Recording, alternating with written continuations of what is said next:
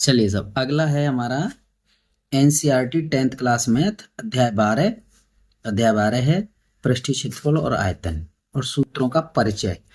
इस क्लास में हम आपको सूत्र से परिचय कराते हैं, सूत्र किस किस तरह से होंगे उनसे परिचय करा देते हैं। चलिए सर, यहाँ है सबसे पहला हमारा जो जितनी बार ठोस आकृतियां होंगी ना उनके बारे में इसमें बताया जाएगा। तो सबसे पहली आकृति है हमारी घनाभ।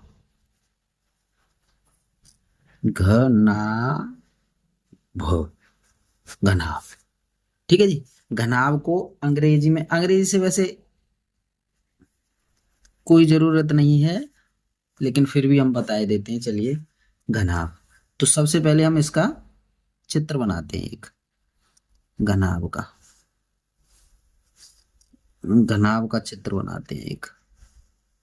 चलिए ऐसा, ये ऐसे करके ये चित्र है, ठीक है ना। ये हमारा एल है यानी लंबाई, ये बी है यानी चौड़ाई, और ये एच है ऊंचाई, है ना। तो यहां पर हम इनके फॉर्मूले लिखते हैं। चलिए, अच्छा, घनाभ के थोड़े से एग्जांपल ले लेते हैं हम। जैसे चौक का डिब्बा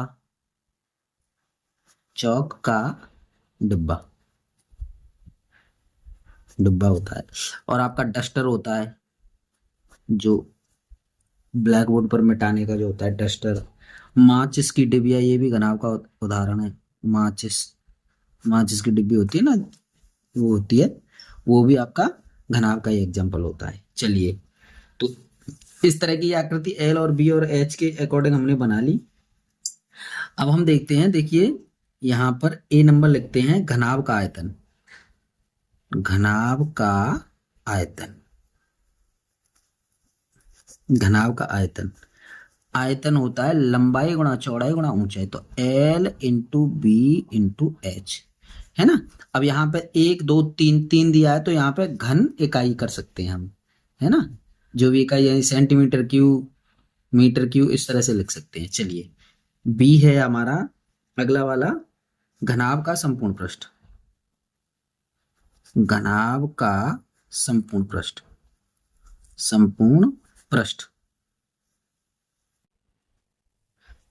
पृष्ठ यानी कि ये जो सारे जो एरिया हैं हमारे, इन सब का परिमाप लिखना है, हमें जोड़ना है। तो 2 into l b plus b h plus h l. देखो, इसको याद करने का तरीका ये, एल यहां लिख दिया, बी यहां लिख दिया, और एच यहां लिख दिया। तो एल बी, बी एच और एच एल, ठीक है। ये हो गया सब। आगे है हमारा सी होता है यहाँ पे घनाभ का विकर्ण। घनाभ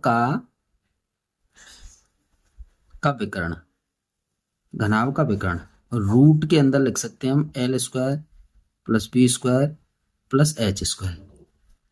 L square plus b square plus h square. देखिए, इसमें ऐसे भी कह सकते हैं कि इसका ये यानी कमरे में आने वाली बड़ी से बड़ी छड़, किसी भी घनाभकार कमरे में आने वाली बड़ी से बड़ी छड़ की लंबाई, वो विकर्ण होता है। यानी कि सामने वाला एक निचले वाला सिरा और ऊपर वाला निचला वाला सिरा, ये देखो, ये सिरा और ये सिरा, ये पूरी छड़, तो उसको हम इस तरह से विकर्ण से निकाल सकते हैं, उसको विकर्ण ही कहते हैं हम, ठीक है ना। और डी है घनाभकार कमरे की चारों दीवारों का क्षेत्रफल। कभी कभी सवाल आ जाता है, तो चारों दीवारों का क्षेत्रफल, इसमें तो है नहीं शायद इसका, लेकिन देखते, चारों दीवारों का क्षेत्रफल बराबर 2 into l plus b into h, ठीक है जी। ये बन गए हमारे। अब आते हैं हमारे दूसरा नंबर पे घन। इसको हम चलो छोड़ो, क्यूब कहते हैं, CUBE क्यूब कहते हैं। वैसे अंग्रेजी से कोई वो नहीं है। चलिए, आइए यहां से हम क्या कर सकते हैं, क्यूब का यानी घन का एक चित्र बना लो। ये रहा, ये रहा, ये रहा, ये रहा घन। इसकी भुजा को हम ए कहेंगे, ए, ए। साइड हमेशा, यानी इसमें लंबाई चौड़ाई ऊंचाई थी और इसमें हमेशा लंबाई चौड़ाई ऊंचाई ए के रूप में रहेगी, ये समान रहती है, ठीक है ना। इस तरह से, जैसे लूडो की गोटी, लूडो की गोटी, लूडो की गोटी, ये इसका एग्जाम्पल हो गया साहब, ठीक है साहब, लूडो की गोटी। अब यहां हम लिख सकते हैं आगे पहला फॉर्मूला उसी के अकॉर्डिंग, घन का आयतन, घन का आयतन, आयतन ए की घात 3। कैसे, देखो यहाँ पे हम l into b into h लिखाया था ना हमने, एल बी एच, यहाँ सब जगह पे ए रखो, तो 1 जे 2 जे 3 जे, तो ए की घात 3। जहां जे जो है ना एल बी इंटू एच, ये सब है, इनकी जगह पे ए रखते चलो, वही पता चल जाएगा आपको। चलिए सब, अगला है घन का संपूर्ण पृष्ठ, घन का संपूर्ण पृष्ठ, संपूर्ण पृष्ठ, पृष्ठ। घन का अगर हम संपूर्ण पृष्ठ ज्ञात करेंगे तो यहां पे हो जाएगा, देखो 6a², क्योंकि इस जगह पर हम ए रखेंगे तो a², 3 हो गए, 3 दूनी 6a², है ना। अब तीसरा है हमारा घन का पृष्ठीय क्षेत्रफल, घन का पृष्ठीय क्षेत्रफल, घन का पृष्ठीय क्षेत्रफल 4a² हो जाता है, ठीक है ना। और यहां देखते हैं घन का विकर्ण, घन का विकर्ण, घन का विकर्ण, घन का विकर्ण ये होता है हमारा √3a, ठीक है ना। अच्छा, अगली आकृति आती है हमारी बेलन, बेलन, है ना। बेलन को हम सिलेंडर कहते हैं, CYLINDER, सिलेंडर, ठीक है। तो बेलन हमारा इस तरह का होता है, ये आकृति, ये इसमें आर होती है और ऊपर भी यहाँ आर होती है और ये इसकी एच हो जाती है, ठीक है। इस आकृति का होता है ये, ठीक। आइए इसमें हम करते हैं सबसे पहले बेलन का आयतन, बेलन का आयतन, बेलन का आयतन, आयतन बराबर होता है आपका आधार का क्षेत्रफल, ये आधार का क्षेत्रफल और गुणा ऊंचाई। तो आधार का क्षेत्रफल हमारा होता है πr² इंटू एच, और ऊंचाई ये होती है आधार का क्षेत्रफल गुणा ऊंचाई। और बेलन का वक्रपृष्ठीय क्षेत्रफल या बेलन का वक्रपृष्ठ एक ही बात होती है साहब, बेलन का, बेलन का वक्रपृष्ठ या वक्रपृष्ठीय क्षेत्रफल एक ही बात है दोनों की। यहां होता है 2πr इंटू एच, यानी बेलन की परिधि मतलब आधार की परिधि और गुणा ऊंचाई। जब आयतन निकालते हैं तो बेलन का क्षेत्र, आधार का क्षेत्रफल आधार πr², भाई वृत्त होता है, वृत्त का क्षेत्रफल πr² और एच का गुणा कर दीजिए, आयतन ज्ञात हो गया। वक्रपृष्ठ ज्ञात करते हैं तो बेलन की परिधि कितनी होती है 2πr और इंटू एच, ऊंचाई से कर दीजिए। तीसरा है आपका बेलन का संपूर्ण पृष्ठ, पृष्ठीय क्षेत्रफल, बेलन का संपूर्ण पृष्ठीय क्षेत्रफल, बेलन का संपूर्ण पृष्ठीय क्षेत्रफल या बेलन का संपूर्ण पृष्ठ एक ही बात होती है। तो ये होता है हमारा, देखो बेलन के वक्रपृष्ठ और बेलन का वक्रपृष्ठ हो गया, और ये जो है ना इसका जो आयतन है इसका 2 बार सिरों का आयतन, तो दोनों को जोड़ेंगे यानी 2πr एच प्लस 2πr², यानी कि ये 2πr एच ये जोड़ा, और जो πr² जो है ये दोनों का क्षेत्रफल वृत्तों का ये जोड़ दिया, इसका 2 गुना, दोनों है तो डबल जोड़ दिए, ठीक है। आइए यहां करते हैं हम, इसमें से 2πr कॉमन ले सकते हैं, 2πr कॉमन ले लिया तो h प्लस r, तो बेलन का संपूर्ण पृष्ठ हो गया हमारा 2πr into H plus r, ठीक है साहब। उसके बाद आता है गोला, गोला, गोला को हम कहेंगे स्पेयर, SPHERE, स्पेयर, ठीक है साहब।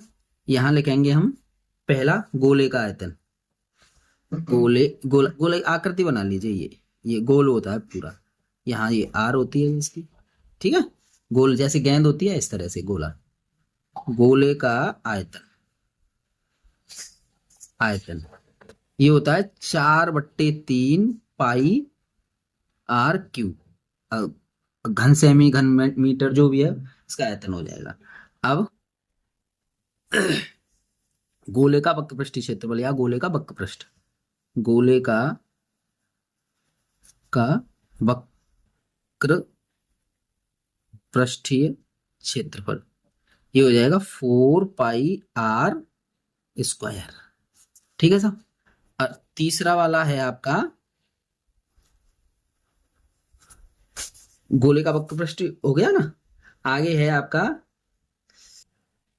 देखो गोले का आयतन और गोले का वक्र पृष्ठ, यही वक्र पृष्ठ संपूर्ण पृष्ठ सब यही हो जाएंगे, क्योंकि गोले में कुछ और तो होता नहीं है। लेकिन यहाँ पे एक चीज लिख लेते हैं, जैसे मान लीजिए गोला अगर हमारा खोखला है तो खोखले गोले का आयतन, खोखले गोले का आयतन, आयतन बराबर ये होता है 4/3 पाई और आर स्क्वायर आर क्यू मान कैपिटल आर क्यू, और ये इसमें ये आर तो है हमारी बाहरी त्रिज्या, बाहरी त्रिज्या, और ये स्मॉल आर है आपकी भीतरी त्रिज्या, त्रिज्या मान लीजिए ऐसे करके है ये ऐसे, तो ये बड़ी त्रिज्या हो गई, ये छोटी हो गई, है ना। तो इस तरह से ये आएगा। चलिए आगे देखते हैं साहब। आगे आता है हमारा अर्धगोला। देखो संपूर्ण पृष्ठ और वक्र पृष्ठीय क्षेत्रफल ये दोनों एक से ही होते हैं, इसके 4 पाई r स्क्वायर, 4 पाई r स्क्वायर, है ना। अब आता है अर्धगोला। देख आगे के पेज में कम है इसमें पेज, यहां ले लेते हैं अर्धगोला। अर्धगोला, अर्धगोला को हेमिस्फीयर,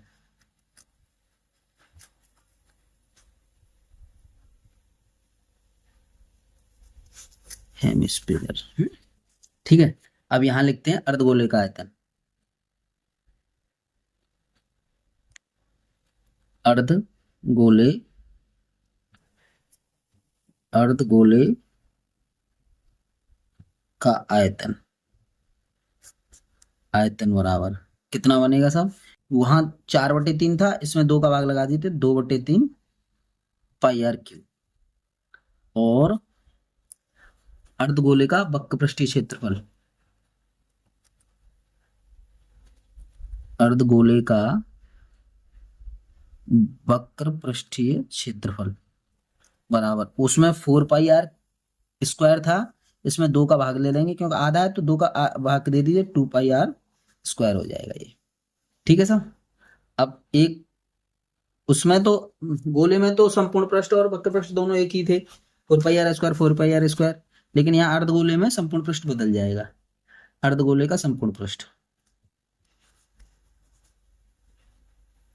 अर्धगोले का संपूर्ण पृष्ठीय क्षेत्रफल ये बनेगा आपका, देखो 2 पाई r स्क्वायर, इसे जोड़ो और पाई r स्क्वायर, यानी कि जो वो बनेगा उसको क्या करेंगे, वक्र पृष्ठ को और जो उसका जो वृत्त बनेगा ना उसका क्षेत्रफल को, ऐसे मान लीजिए अर्धगोला ऐसे बनाइए, ऐसे ऐसे, तो ये इसका तो हो गया 2 पाई r स्क्वायर, और ये वृत्त बन रहा है तो वृत्त का क्षेत्रफल को जोड़ेंगे तो 3 पाई r स्क्वायर बनेगा सर इसका। ठीक है। अब आता है आपका शंकु, शंकु या इसको अंग्रेजी में कहेंगे कौन, कौन। अच्छा इन इसका एग्जांपल होता है आपका, जैसे जोकर की टोपी होती है, बर्थडे की टोपी होती है, और जैसे वो कुल्फी का वो होता है बर्फ आइसक्रीम खाने वाला। चलिए यहाँ पर देखिए इसका चित्र बनाते हैं सबसे पहले शंकु का। आइए साहब, ये रहा, ये रही, ये रही, ये आर है, ये एच है, ये एल है, ये एल, एल कितनी है, तिरछी ऊंचाई, तिर्यक ऊंचाई, तिर्यक ऊंचाई कहेंगे इसको, और एच केवल ऊंचाई कहेंगे इसको, लंब, लंब कह लेंगे इसको, और आर इसको कहेंगे त्रिज्या, आधार की त्रिज्या, कुछ भी कह लीजिए, आधार की त्रिज्या त्रिज्या एक ही बात है। अगर हम इसकी तिरछी ऊंचाई निकालें, शंकु की, शंकु की तिर्यक ऊंचाई, ऊंचाई अगर हम निकालें एल, एल अगर निकालें हम root h square plus r square. देखो समझो, ये त्रिभुज, ये समकोण त्रिभुज बन गया, इसमें पाइथागोरस प्रमेय लगा दीजिए, कर्ण का वर्ग बराबर लंब का वर्ग प्लस आधार का वर्ग, और इस पे से वर्ग घटेगा तो इस पे लग जाएगा, बस ये होता है, बहुत छोटी सी बात है। इसमें लिखते हैं सबसे पहला शंकु का आयतन, शंकु का आयतन, आयतन, आयतन लिखेंगे हम 1/3 पाई आर स्क्वायर एच, ठीक है सर। और शंकु का, शंकु का वक्र पृष्ठीय क्षेत्रफल या शंकु का वक्र पृष्ठ, ये होता है आपका पाई आर एल, पाई आर एल। और तीसरा, चौथा ये बनेगा हमारा शंकु का संपूर्ण पृष्ठ, शंकु का संपूर्ण पृष्ठ, शंकु का संपूर्ण पृष्ठीय क्षेत्रफल, ये बनेगा हमारा, देखो शंकु का वक्र पृष्ठ और उसमें उसका ये आधार का क्षेत्रफल जोड़ दीजिए, ठीक है ना। तो इसको कहेंगे हम pi R L plus pi R square, तो इसमें से हम पाई और आर कॉमन ले लेंगे, तो क्या लिखेंगे एल प्लस आर, ठीक है। तो इस तरह से हमारे इसके एग्जाम्पल लगभग से कंप्लीट हैं, क्योंकि इसमें लंबवृत्ति वो एक खोखला बेलन भी होता है, लेकिन मुझे लगता है खोखले बेलन के इसमें क्वेश्चन दिए नहीं है, और अगर वो आएगा तो फिर हम उसको फिर से करवाएंगे, ठीक है ना। धन्यवाद।